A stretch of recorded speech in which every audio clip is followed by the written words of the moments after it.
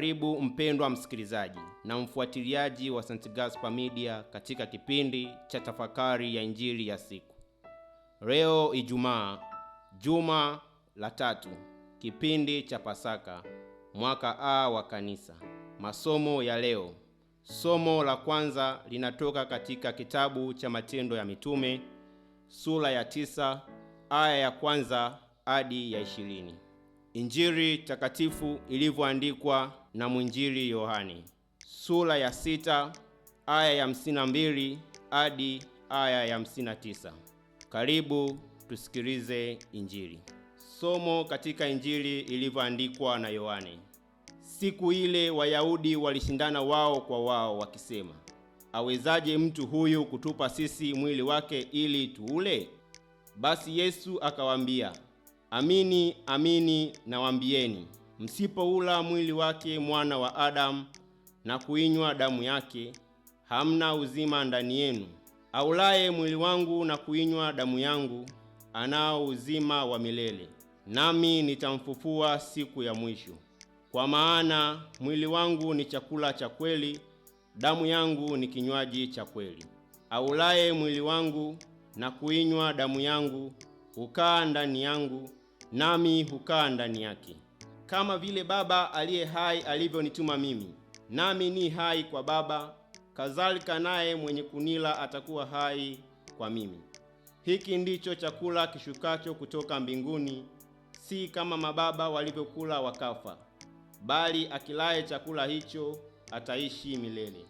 Maneno hayo aliyasema katika sinagogi alipokuwa akiwafundisha huko Kapernaumu.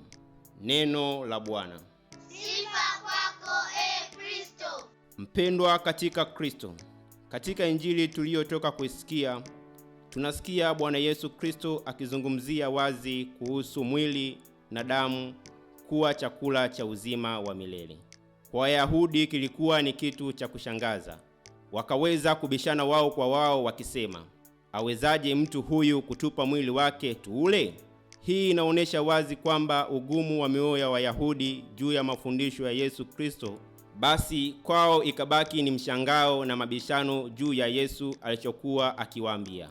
Mpendwa katika Kristo, pamoja na mabishano ya Yahudi, tunaona Yesu harudi nyuma, bali anaendelea zaidi kwa kusisitiza na kusema, msipoula mwili wake na kuinywa damu yake, hamna uzima ndani yenu, ambapo ndipo tunapata uzima wa kiroho. Kwanza kabisa, mwili wa Kristo ni chakula cha roho, tukitofautisha na chakula cha kimwili tunachopata kwa ajili ya kuishi. Lakini mwili na damu ya Kristo ni chakula cha uzima wa milele, ambayo ndiyo sakramenti ya Ekaristi katika kanisa. Pia mpendwa katika Kristo, tunakula mwili na damu ya Kristo, tunapata kuishi ndani ya Kristo. Kama yeye alivyosema, aulaye mwili wangu na kunywa damu yangu, nami hukaa ndani yake, ambapo ndipo tunaungana moja kwa moja na Kristo. Lakini Kristo aishi hapo tu, bali anatupa tumaini jipya, kwamba aulaye mwili wangu na kuinywa damu yangu anao uzima wa milele. Tumaini hili jipya ambalo ndilo tumaini la sisi kama wa Kristo, si tu maisha ya hapa duniani, bali ni uzima wa milele pamoja na Mungu Baba, ambaye aliyemtoa mwanaye mpenzi kwa kumwaga damu yake azizi kwa ajili ya wokovu wetu.